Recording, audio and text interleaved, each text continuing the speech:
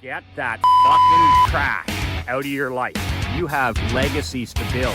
We grew that business from 3.4 million to 17.1. Horsepower, not horse shit. You want to be the parent that's an ally. They don't need another fucking friend. Not everybody's cup of whiskey. Toughest advice for the toughest businessmen. Be relentless.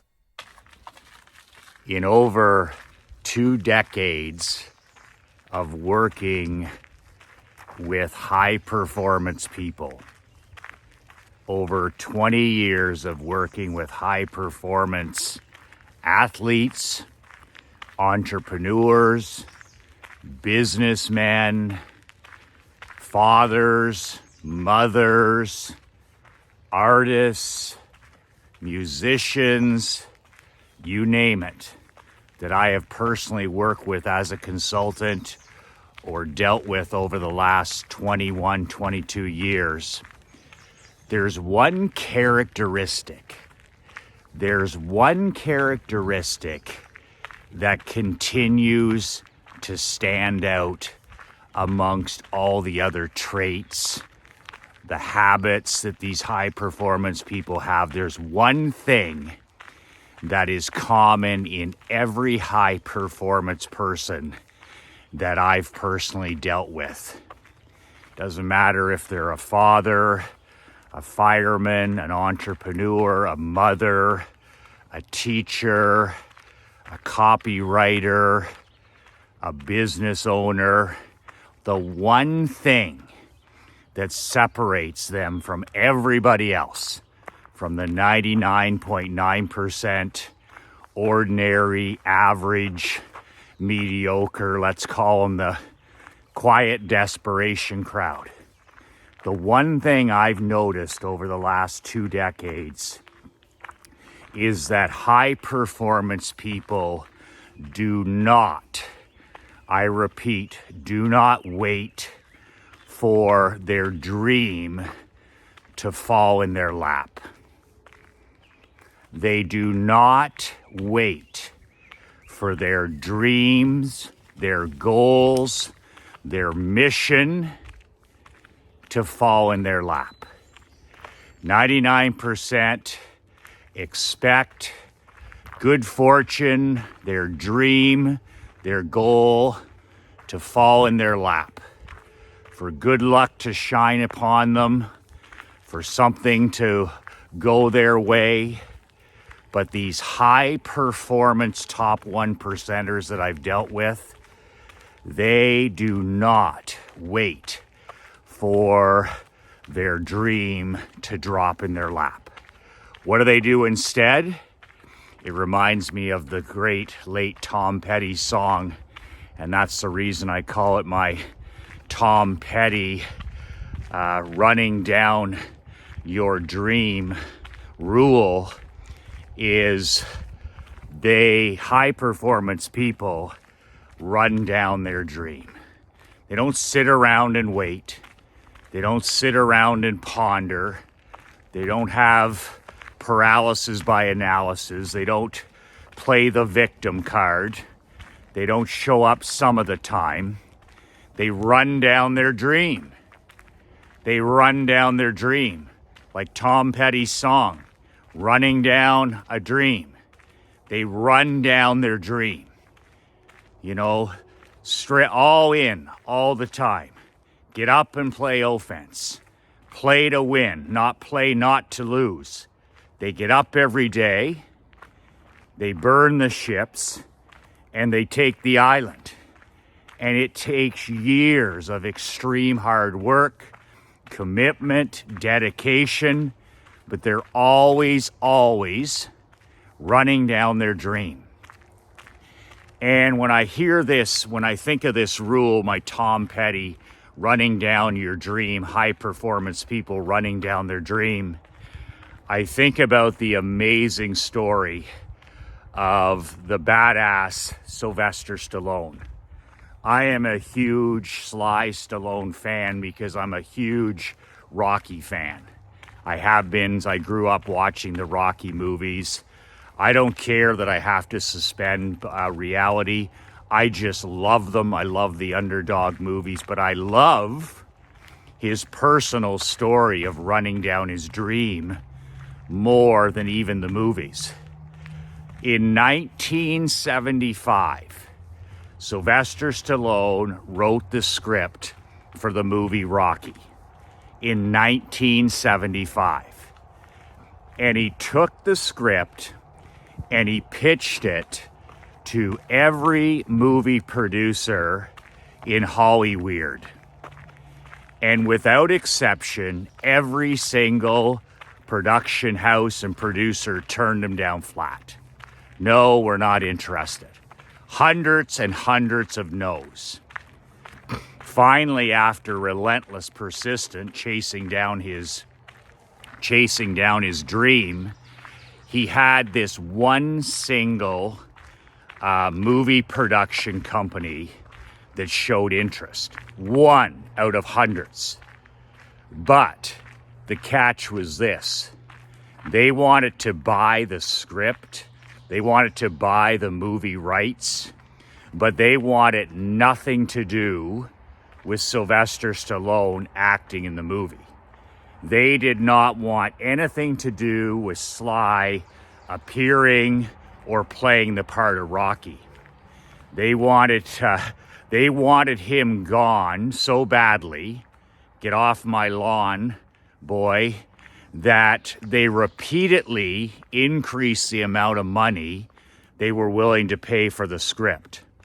And as Stallone was quoted a few years ago, he said they were as high as $360,000 to buy the script for him not to appear as Rocky. They wanted the script and they wanted him gone. So at the time, he's a starving. He wasn't even an actor at the time. He's literally, working 3 jobs to support himself. And he's got this offer of $360,000 in front of him, which he said would have increased even more as he negotiated. And he had the balls and integrity to say no. He had the balls and the integrity to say no. I'm not selling my script in my movie unless I'm the star of the show, unless I'm Rocky Balboa. And when Stallone is asked about this, he talks about it a lot in interviews. He talks about unrealized dreams and unrealized potential. You'll hear Stallone talk a lot about that when he's interviewed, when you hear him or you read him in magazines, is unrealized dreams and unrealized potential. And the toxicity in a person's life when they sell out or they mail it in or they check out or they quit on their ultimate dreams and what it does to a person. So Sylvester said, they would have paid me, even if they would have paid me $500,000, even if they would have given me $500,000, which was all the money in the world at the time. He said, I wanted to find out if I could be a successful actor. And the only way I was going to realize whether I had what it took was to act. And he said, if I would have taken the money, let's say the $500,000, he said, after that money was gone, and after that money disappeared, like money like that does disappear, lump sums, he said, I was terrified of how bitter, the bitter person that I would become, the bitter and toxic person that I would become, and that bitterness and anger and toxicity of not chasing down my dream, selling out selling out to somebody else would filter and spread throughout my entire world. My personal life, my marriage, my relationships with my children, the whole thing. How that toxicity of selling out his dream, not chasing, not running down his dream, would be like dying. And he said, like death, he said, it's poison and it spreads throughout your life. So I find this story fascinating because so many men that I work with, so many entrepreneurs are always at the brink of quitting, of stopping running down their dream. Their dream is to build a badass world where they can live life and do business on their own terms. Their dream is to build a world for their queen and their children and their grandchildren. Their dream is to build a legacy of significance, serving other people, not just money, but helping other people, serving those you've been called to serve.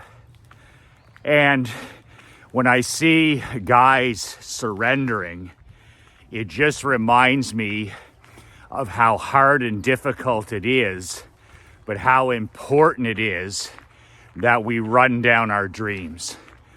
Every high performance person that I have known, coached, and dealt with in the last 20 years has had this trait and characteristic. They did not wait for anybody to drop their dream in their lap, for it to fall out of the sky. They chased their dream. They pursued their dream. They went all in on them, and they burned the ships, and they took the island, hell or high water, no looking back, no plan B, and they did whatever it took to run down their dream and make it a reality. Name one high performance person, athlete, actor, celebrity, entrepreneur, artist, musician, mother, father, all high performance top 1% achievers run down their dream. Sometimes it takes decades. Sometimes you have to be a Colonel Sanders into your late 60s, running down your dream. Everybody laughing at you, everybody criticizing you, everybody doubting you. Colonel Sanders into his late 60s, early 70s. Nobody wants to buy that chicken recipe. Nobody's going to buy a Kentucky chicken recipe. Nobody wants to franchise that. Go away, old man. Go away. Give up. Sell out. Retire. Colonel Sanders running down his dream. Sylvester Stallone running down his dream. And just an amazing, amazing warning to all of us that when we quit on our dreams, no matter what age we are, when we surrender our life's purpose, when we mail it in or become a bootlicker instead of a badass, man, oh man, we die inside. Stallone was terrified of killing his creative fire. And if that creative fire and that passion for acting was gone, he was terrified of the toxicity that would bleed into his regular life. He was terrified of the bitter man he would become. One of these guys sitting around talking about the glory high school days, or I did this, or I did that, or I used to play football. Like fuck you did. You didn't chase jack shit. And you know, it really doesn't even matter for a person whether we actually chase down and achieve our dream, the victory that nobody knows and doesn't realize except the top 1%ers is when you chase down your dream. The real gravy, the real victory isn't that you achieve that exact dream. It's the man you become chasing down the dream. Do you realize that? It's the absolute process that is the gravy. To become a millionaire, to build a world where you have personal sovereignty, to build a marriage that's on fire, to build a 7 and 8 figure business, to get in the best physical and mental shape of your life, to serve people so that you build a legacy that outlives your human life. All of these dreams that you're chasing, it doesn't even matter whether you achieve all of them. The gravy is in the fact that the reward is the man that you become in the process of chasing down your dream. That's the value in the Tom Petty rule. It's not the money. It's not just the money. It's not just the power. It's not just the influence. It's not just the legacy. It's not just the significance. It's who you have to become as a man to have any chance of chasing down your dream that is the real reward. That goes back to my father's quote, "Son, the work is the reward." The work is the reward. If you gain money and you gain fame and influence, or you gain autonomy or personal sovereignty, that's gravy. But who you're becoming in the pursuit of your mission, your goals, and your dreams, that is the reward. Sylvester Stallone had to find out whether he could be an actor. Come hell or damn the torpedoes. Burn the bridges. I'm going to find out whether I can act or not. And if I can't act, I can live with that. I can live with that. I'm not going to be a bitter victim.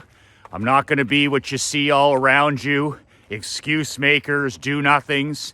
He was going to find out when he was young, before he had all these crazy responsibilities that would come with adult life. He said to himself, I'm going to find out whether I can act.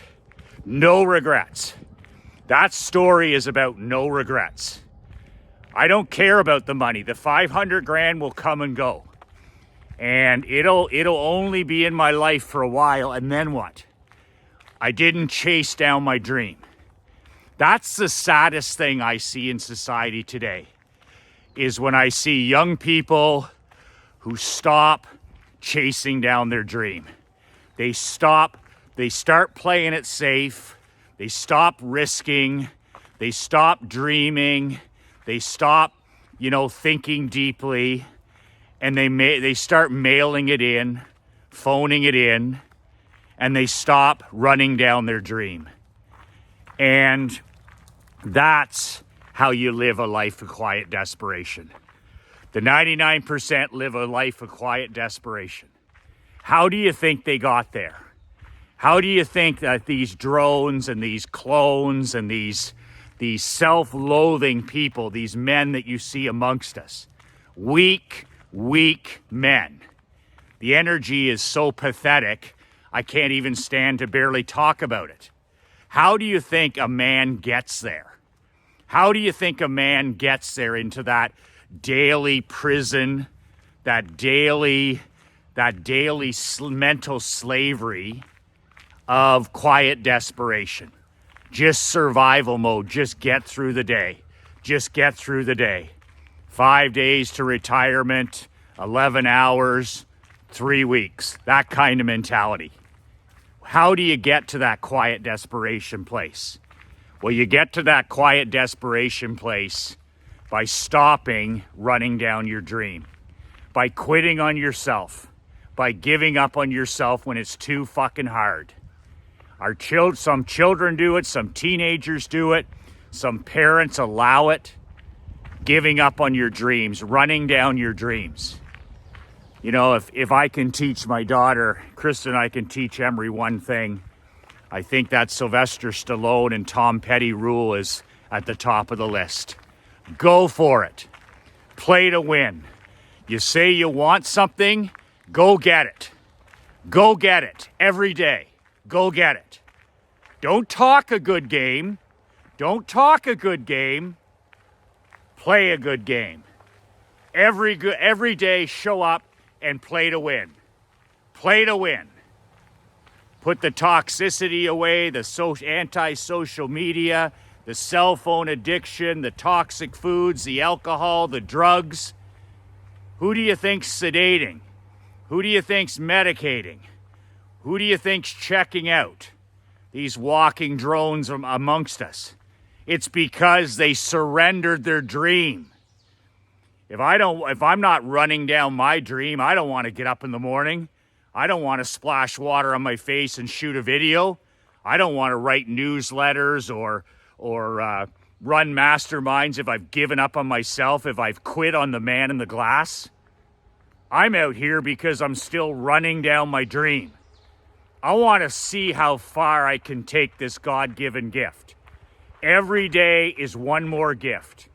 Every day. I open up my eyes this morning, I'm saying my prayers, and the first thing that I thank my Creator for is one more day. Not a week, not a month, nothing's guaranteed. But I thank Him every morning that I open my eyes for one more day. One more day to chase down my dream. One more day to give it the Tom Petty rule. Running down our dreams. Run it down. Chase it. Pursue it. Make it a reality. Running down your dreams. And I feel so sad for the pathetic majority that have decided that a life of quiet desperation is a lot safer than relentlessly running down your dreams. And that's why the levels of unhappiness, the levels of suicide, the levels of prescription drugs, chronic illness, heart disease, cancers, addictions are at an all-time high. People that are no longer growing, no longer improving, no longer contributing to other people. And those are black holes of sadness. When you're no longer growing as a person, you're no longer growing as a man, and you're not serving other people, those are the two things, then you're basically walking dead. You're one of these zombies we see, these walking dead drones you see around you. Just getting through the day, just getting through the day. My grandfather had it best. He ran his own general store like my dad did, put in the 100-hour weeks, and he always said to me, at least I'm not a bootlicker, Michael. He said there's two pains in life. There's two pains in life. We'd see him working these extreme hours and raising a family and putting food on the table. And he said, there's two pains in life, son. The pain of extreme hard work, that's my pain in my life. Chasing down my dream of being an entrepreneur, being a free man, a badass, not a bootlicker. That's my pain, extreme hard work. And the other pain, the pain of the quiet desperation, number two pain is regret. It's one of the two. Extreme hard work, running down your dream, or the pain of regret. And I remember he used to tell us, he'd say, and regret, young man, makes a hard pillow. Regret makes a hard pillow. I may have to work 100 hours a week. I may have to put in the extreme hours. But I'm no bootlicker, and I don't answer to anybody, and I don't work for the man. My price, my pain, is extreme hard work, running down my dream. This is my dream. To run my own store, to run my own show, to work my own hours. to risk it, to do whatever it takes to see if I can do this. My dad has that. I have that. My brother has that. Running down our dream. Damn the poor torpedoes. Let's go. Let's find out what we can do and let's find out what we can't do. But we're going to swing for the fences. We're going to run down the dream. Nothing's going to be dropped in our lap. I'm not buying lottery tickets. I'm running down my dream. Are you running down your dream? At age 55, that means you got another 40 fucking years. As my dad says, 55 is your peak. As a man, as a king, as a champion, 55 is your overall peak as a man. Physically, mentally especially, emotionally, financially, spiritually. You put it all together. We're not talking about, a guy's in his prime when he's 24. His physical prime, but he doesn't know jack shit about the rest of it. Doesn't have any money, doesn't have any mental toughness, doesn't have any emotional stability, doesn't have any of it. 55 is the peak. So you guys that are in your 50s that have decided to stop running down your dream, what the hell is that about? You're just getting started. You're just in the middle. Take care of yourself mentally and physically. Do the things you have to do, and you can live another 30, 40 years. It's that simple.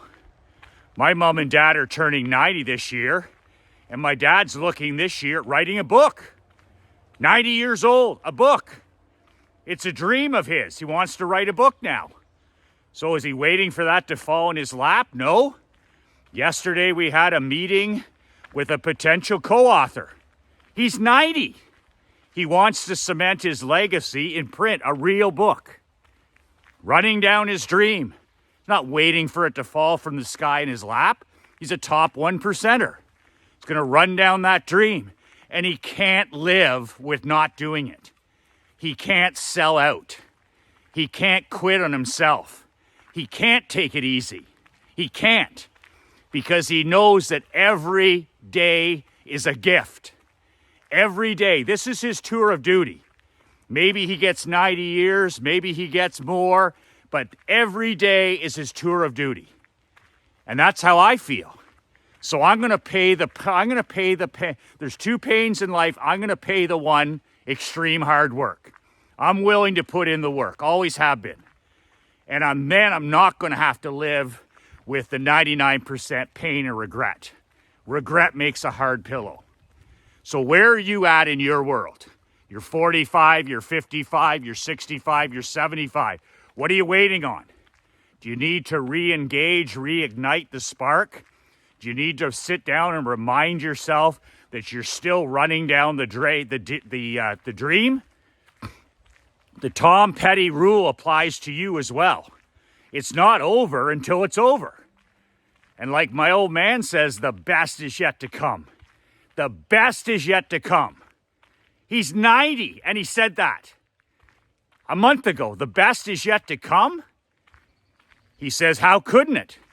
Living the greatest year in history, greatest time to be alive in the two greatest countries in the world. We're awash in abundance, trillions of dollars, opportunity, online, offline. He's like, what more do you want? How could you not say that the best is yet to come?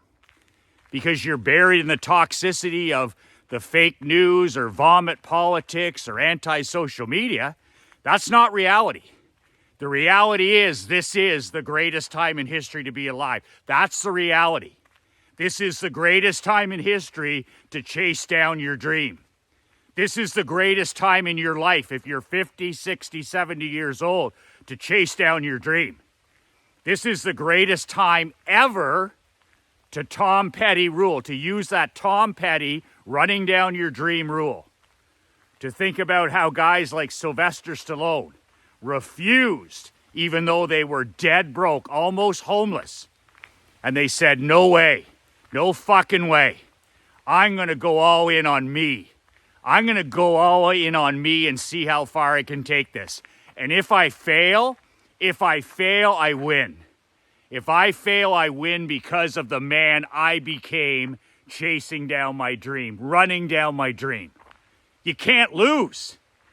The only way you can lose is if you stop and sell out. If you stop and sell out, you can no longer stand the man in the mirror looking back at you. And then that's how toxicity, that's how when you get physically ill, that's when you get mentally ill, that's when you start drinking too much, that's when you start sedating, because you can't look at the face in the mirror anymore. Why can't you look at the face in the mirror anymore? Because you quit on you. You gave up on you and you stopped running down the dream. We're hardwired to grow. We're hardwired to chase. We're hardwired to achieve. We're hardwired to run down our gifts and use them. We're hardwired to play the game. So don't fight it. Embrace it. Embrace it. And regardless of what age you're at, realize you're at the peak point in your life when you look at the whole thing, emotional, mental, physical, social, financial, spiritual. You're at your peak right now, or you're near it. Time to re-engage and say it's time to Sylvester Stallone and Tom Petty this.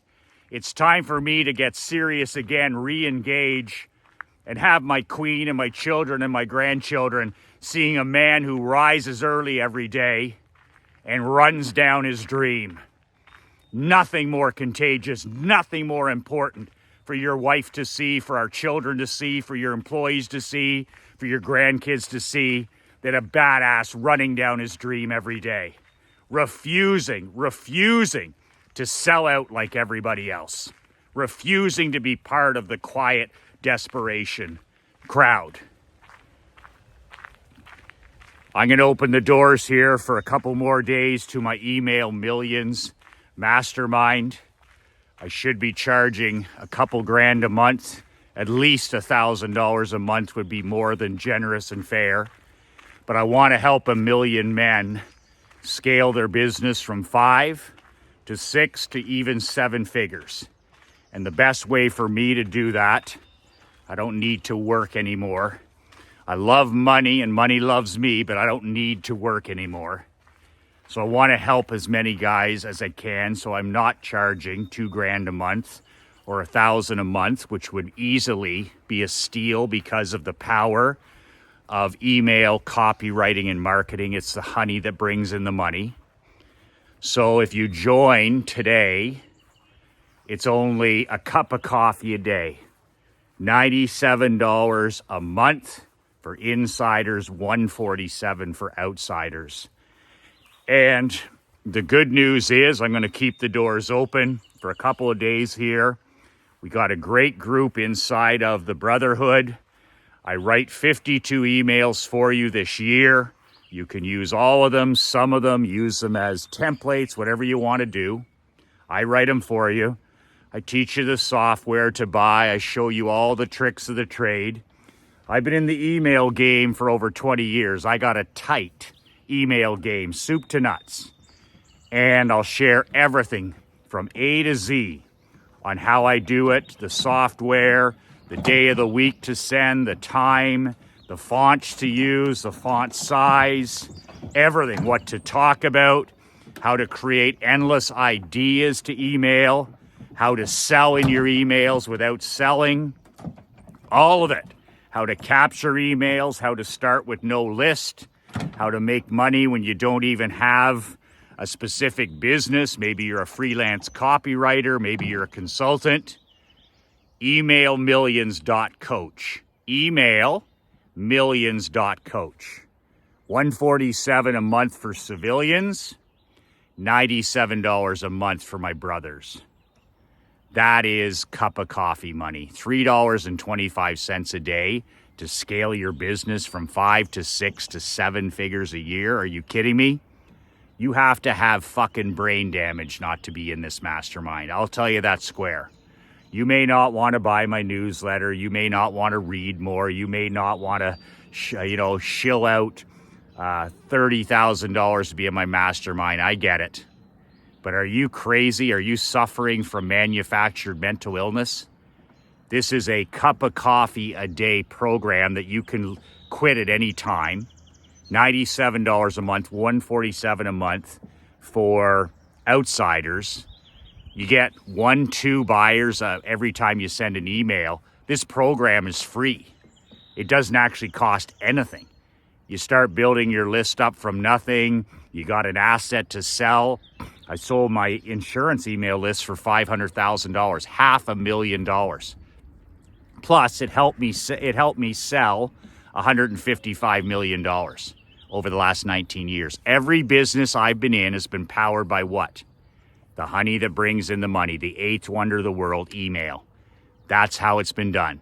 Not with boob tube, not with TV, not with Facebook, not with Instagram, not with LinkedIn, none of that stuff. That stuff I used as accessories to it, but it was email number one, print media, paper media, direct mail number two. That's how I did it, and I'll teach you soup to nuts every single month, $97, $147. You would have to have brain damage not to take me up on this, and I'm not going to do it for a long time. I'm committed for the next year. I'm in the mode these days where I'm like, I may work another couple years. I may work another 10 years. I may shut it down in a year. I'm not sure. But emailmillions.coach. I'm literally handing you the opportunity to own your own personal ATM machine. You want to renovate your kitchen? Email your list. You want to travel Europe? Email your list. You want to build a swimming pool like the Beatles? Email your list. Want to buy a new truck for cash? Email your list. You want to build a gym, a home gym in your home? Send the bill to your email list. You want to send your kids to college debt-free? Email list. You want to buy a second home in Florida or Oklahoma or Tennessee or wherever? Email your list. Want to buy a ski chalet? Email your list. Anything and everything you want. You get a tax bill, you want to raise money for charity, email your list. You want to hire better people, help wanted, get rid of the problem of employees, email your list. That's it, that's all. You just sit down, write 10-minute emails, and it's the honey that brings in the money. Emailmillions.coach. The doors are being slammed to my secret society. Immigration is closing. Trust me, I have borders. Unlike Creepy Joe, I have borders. And when I slam a door shut each month, I mean it. So you have a chance now to get in and sign up, emailmillions.coach, the honey that brings in the money. Do what I do when you get home tonight. Make sure that you hug your family, your queen, your children, your grandchildren. Make sure that they understand how much and how important they are to you. Tell them what you love about them. Tell them what you're proud about. Send them notes, send them texts, send them emails. Do something every day. Date your wife every week. Do something that makes them special and keep them close. Keep your family close. A lion keeps his family close. A king keeps his family close. A badass lion keeps his family close. Stick your nose in their business, especially your children. Talk to them every day if they don't live at home anymore. Not a text, not an email. Talk to them every day. Talk to them. Listen to understand. Keep your mouth closed and listen. Listen to hear. Listen to understand. Stop the preaching and stop the sermons.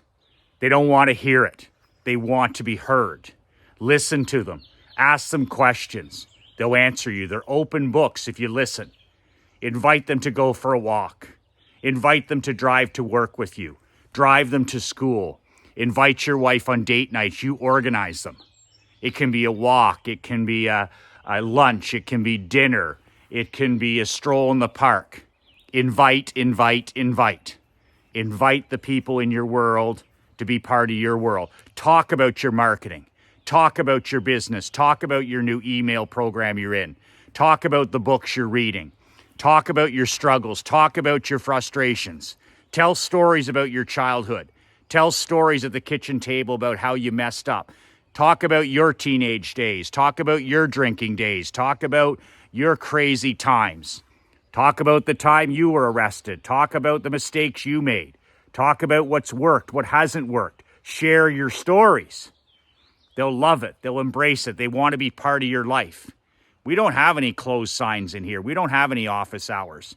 We're an entrepreneurial family. We stuff envelopes at the kitchen table. We lick stamps. We talk about winning. We talk about losing. We have lemonade stands. We have consulting companies. We had hockey teams. We had barbershops. There's no doors in our family. We are entrepreneurs, period. Period. That is our life balance. No doors. Share your journey with your family. You're not an island, and you're not a one-man band.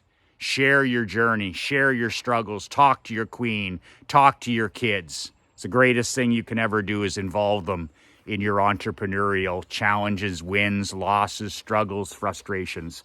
And hug them, tell them you love them, and keep them close. Last time for everything. There will be a last time you speak to your wife. There will be a last time you speak to your children. Make sure you have no regrets. Make sure you are Tom Pettying it, chasing down this dream. They need to see a man who gets up every day and chases down his dream. Man, Dad is a badass. Man, my husband is a badass. Man, Grandpa is a badass. He goes and gets it. He goes and gets it. He's a burn the boats badass. Ain't no bootlickers in my family. Badass, badass, badass. Chase down that dream. Chase down that dream. 2 words that changed my life. 2 words that'll change your life. Be relentless.